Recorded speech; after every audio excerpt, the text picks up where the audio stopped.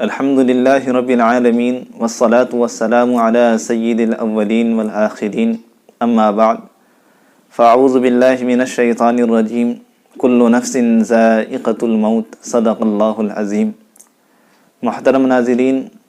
موت ایک ایسی کڑوی حقیقت ہے کہ جس کا کوئی انکار نہیں کر سکتا ہے۔ دنیا کے کسی بھی مذہب کا ماننے والا ہو، کسی بھی ملک کا رہنے والا ہو، کسی بھی زبان کو بولنے والا ہو، ہر شخص کو اس بات کا یقین ہے کہ ایک نہ ایک دن ضرور اسے اس دنیا کو الوداع کہنا ہے۔ لیکن سوال یہ ہے کہ مرنے والے کے ساتھ کیا معاملہ کیا جائے، اس کے ساتھ کیا سلوک کیا جائے، یہ اہم ترین مسئلہ ہے۔ لیکن دین اسلام چونکہ کامل اور مکمل دین ہے، لہذا دین اسلام میں اس تعلق سے بھی بہت سے ہدایات ہیں، مسائل ہیں، احکام ہیں کہ جن سے واقف ہونا ہر مسلمان کے لیے ضروری ہے۔ سب سے پہلی بات تو یہ کہ جب میت پر موت کے آثار ظاہر ہونے لگے، مریض پر جب موت کے آثار ظاہر ہونے لگیں، اہل خانہ کو اس بات کا احساس ہو جائے کہ یہ مریض اب چند ہی لمحات کا مالک ہے، تو سب سے پہلے کرنے کا کام یہ ہے کہ اس مریض کو اس طرح سے لٹایا جائے کہ قبلہ اس کی داہنی طرف ہو جائے اور اس کے چہرے کو قبلے کی طرف موڑ دیا جائے۔ قبلہ رخ کرنے کی دوسری شکل یہ ہے کہ اس کے پاؤں قبلہ رخ کر دیے جائیں اور اس کے سر کے نیچے تکیہ لگا دیا جائے کہ جس سے اس کا سر اونچا ہو جائے، اس طرح بھی قبلہ رخ ہو جائے گا۔ لیکن اگر مریض کو قبلہ رخ کرنے میں کوئی مشکل درپیش ہو، کسی قسم کی کوئی پریشانی یا تکلیف ہو،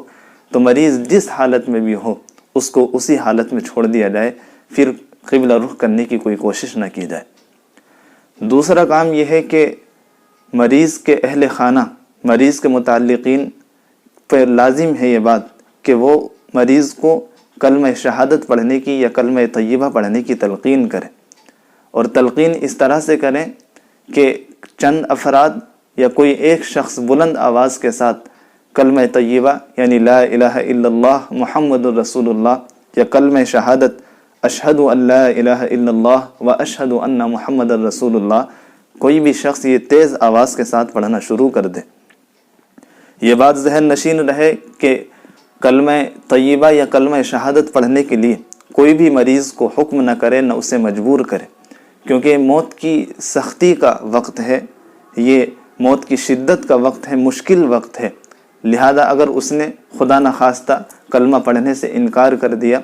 منع کر دیا، تو اس کی رخصتی دنیا سے اس حالت میں ہوگی کہ وہ کلمے کا انکاری ہوگا۔ لہذا مجبور نہ کیا جائے، نہ اسے حکم کیا جائے، اشارے دیے جائیں، اور اشارے کا طریقہ یہی ہے کہ چند افراد یا کوئی ایک صاحب تیز آواز کے ساتھ کلمہ طیبہ پڑھنا شروع کر دے۔ حضرت عمر فاروق رضی اللہ تعالیٰ عنہ نے حضرت کعب رضی اللہ تعالیٰ عنہ سے فرمایا کہ ہمیں موت کی شدت کے بارے میں، موت کی سختی کے متعلق بتلاؤ۔ تو حضرت کعب رضی اللہ عنہ نے فرمایا کہ امیر المؤمنین، موت کی سختی، موت کی شدت اس ٹہنی کی طرح ہے کہ جس پر بہت زیادہ کانٹے ہوں اور وہ کسی انسان کے جسم میں داخل ہو گئی ہو، اور اس کے ہر کانٹے نے جسم کی ہر رگ میں اپنی جگہ بنا لی ہو، پھر کوئی آدمی آئے اور اس کو اس سختی سے کھینچے کہ کچھ کانٹے تو باہر نکل آئیں اور کچھ کانٹے جسم کے اندر رہ جائیں۔ تو موت کی سختی تو ہر ایک کے ساتھ پیش آتی ہے، یہاں تک کہ حضور پاک علیہ الصلاۃ والسلام کے ساتھ بھی پیش آئی ہے۔ حضرت عائشہ صدیقہ رضی اللہ تعالیٰ عنہا فرماتی ہیں کہ جب حضور صلی اللہ علیہ وسلم اس دنیا سے تشریف لے جا رہے تھے تو آپ کو سکرات کی بہت زیادہ تکلیف تھی۔ آپ علیہ الصلاۃ والسلام اپنی ہتھیلی پر پانی کو لیتے، کبھی اپنی پیشانی پر ملتے اور کبھی اپنے سینے پر ملتے۔ حضرت عائشہ صدیقہ رضی اللہ تعالیٰ عنہ فرماتی ہیں کہ ہم نے جو حضور کی سکرات میں تکلیف دیکھی ہے، اب اس تکلیف کو دیکھنے کے بعد کسی کے متعلق بدگمانی کا احساس ختم ہو گیا، یعنی اب یہ بدگمانی نہیں ہوتی ہے کہ شاید یہ دنیا سے اچھی حالت میں نہیں جا رہا ہے۔ تو وہ مشکل وقت ہے، ایک تکلیف کا وقت ہے، لہذا اس وقت حکم نہ کیا جائے کلمہ طیبہ پڑھنے کے یا کلمہ شہادت پڑھنے کے، بلکہ اشارے دیے جائیں۔ تیسری بات یہ کہ جب مریض ایک دفعہ کلمہ پڑھ لے تو پھر اہل خانہ پر لازم ہے کہ وہ خاموش ہو جائیں، اس بات کی کوشش نہ کریں کہ مریض برابر اس کلمے کو دہراتا رہے یا اس کی جان اس حالت میں رخصت ہو کہ اس کی زبان پر کلمہ لا الہ الا اللہ محمد الرسول اللہ ہو، کیونکہ کلمہ پڑھانے کا جو مقصد ہے وہ یہ ہے کہ مریض کی زبان سے، میت کی زبان سے جو آخری جملہ نکلے، آخری کلمہ نکلے، وہ اللہ رب العزت کی وحدانیت اور رسول اللہ صلی اللہ علیہ وسلم کی رسالت سے متعلق ہو، یعنی کلمہ طیبہ ہو۔ جب وہ ایک دفعہ پڑھ چکا ہے تو پھر اس بات کی کوئی ضرورت نہیں کہ اسے بار بار دہرایا جائے یا اسے بار بار دہرانے پر مجبور کیا جائے۔ ہاں، اگر وہ کلمہ طیبہ پڑھ لینے کے بعد دوبارہ بات شروع کر دے تو پھر اہل خانہ اسے پھر تلقین کریں، جب وہ پڑھ لیں تو پھر اہل خانہ خاموش ہو جائیں۔ چوتھی چیز یہ کہ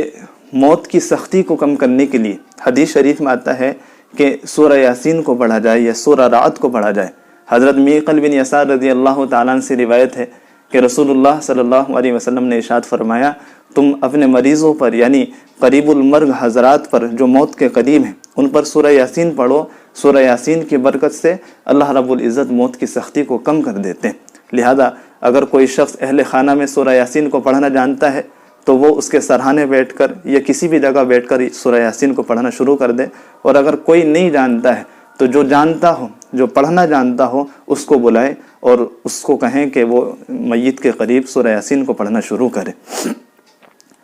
تیسری بات یہ، پانچویں بات یہ کہ اس وقت جب کہ میت کی روح کے نکلنے کا وقت ہے، اس وقت کوئی بھی ایسی بات نہ کی جائے کہ جس سے میت کا دل یا اس کی توجہ اللہ رب العزت کی طرف سے ہٹ کر کے دنیا کی طرف مائل ہو جائے، کیونکہ یہ انسان کا آخری وقت ہے، اللہ کے بارگاہ میں حاضری کا وقت ہے۔ لہذا اس وقت ضروری ہے کہ اس کی ساری توجہ اللہ رب العزت کی طرف ہو، اللہ کی مغفرت کی طرف ہو، اللہ کے فضل اور رحم کی طرف ہو۔ لہذا ایسے وقت میں بچوں کو سامنے لانا یا زمین اور جائیداد کا تذکرہ کرنا، مال اولاد کا تذکرہ کرنا، اللہ رب العزت کی طرف سے اس کی توجہ کو ہٹا کر کے مال و اولاد کی طرف کرنا ہے یا دنیا کی طرف مائل کرنا ہے، اور اگر اس کی توجہ اللہ سے ہٹ کر کے ان تمام چیزوں کی طرف ہو گئی تو یہ بہت بری بات ہے کہ اس کی رخصتی اس حالت میں ہوئی کہ اس کے دل میں دنیا کی محبت تھی، نہ کہ اللہ رب العزت کی محبت۔ اس لیے ایسی کوئی بات یا ایسا کوئی عمل نہ کیا جائے کہ جس سے اس کا دل دنیا کی طرف مائل ہو جائے۔ چھٹی بات یہ کہ مرتے وقت اگر مریض کی زبان سے یا میت کی زبان سے اگر کوئی ایسا کلمہ نکلا ہے جو کفر پر دلالت کرتا ہے تو یا شرک پر دلالت کرتا ہے تو اس کلمے کو چھپایا جائے، اس کلمے کو ظاہر نہ کیا جائے، نہ اس کے چرچے کیے جائیں، بلکہ یہ سمجھیں کہ یہ شاید عقل کے جانے کی وجہ سے ہوا ہے، موت کی سختی کی وجہ سے ہوا ہے، اور عقل کے جاتے رہنے پر اگر کچھ عمل ایسا ہو بھی جائے تو اللہ رب العزت اس کو معاف کر دیتے ہیں، لہذا اس کا چرچا نہ کیا جائے، اور میت کے متعلق اللہ رب العزت کی بارگاہ میں دعائیں کی جائیں، اس کی مغفرت کے متعلق اللہ رب العزت سے فریاد کی جائے، اور جب موت واقع ہو جائے تو پھر تمام متعلقین پر سنت یہ ہے کہ وہ انا للہ و انا الیہ راجعون پڑھیں۔ جب موت واقع ہو جائے تو کپڑے کی ایک چوڑی پٹی لے کر کے اس کی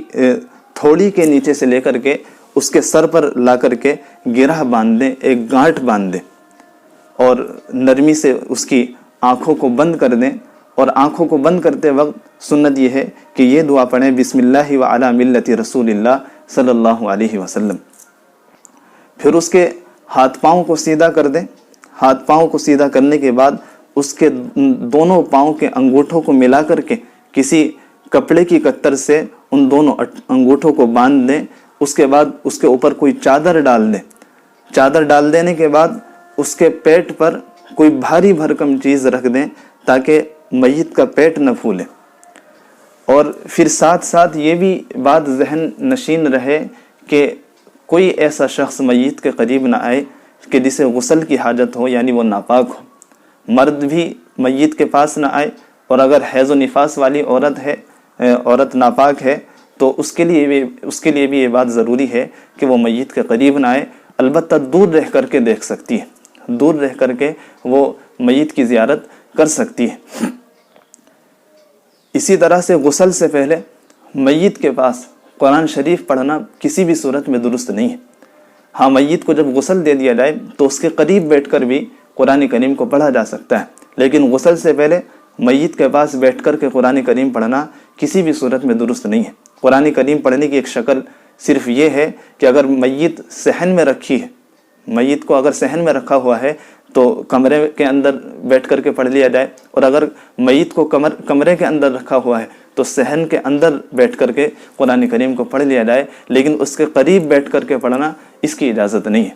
اسی طرح سے اگر جمعے کے دن انتقال ہو اور کفن کی، دفن کی، نماز جنازے کی تمام طرح کی تیاریاں ہیں، تو بہتر یہی ہے کہ جمعے سے پہلے، یعنی جمعے کی نماز سے پہلے ہی اس کو دفن کر دیا جائے۔ لہذا اس خیال سے رو کے رکھنا کہ آج جمعے کی نماز ہے، جمعے کی نماز کی وجہ سے لوگوں کی تعداد زیادہ رہے گی، لہذا جمعے کے بعد اس کی نماز جنازہ پڑھوائیں گے، جمعے کے بعد اس کو دفن کریں گے، تو یہ طریقہ مناسب نہیں ہے۔ اگر ساری تیاریاں ہیں تو جمعے سے پہلے ہی دفن کر دینا چاہیے۔ آخری بات یہ کہ اگر خوشبو اپنے پاس موجود ہے، کوئی بھی خوشبو کسی بھی طرح کی، تو اس خوشبو کو میت کے پاس جلا کر کے رکھ دیا جائے۔ علماء نے اس کو مستحب قرار دیا ہے۔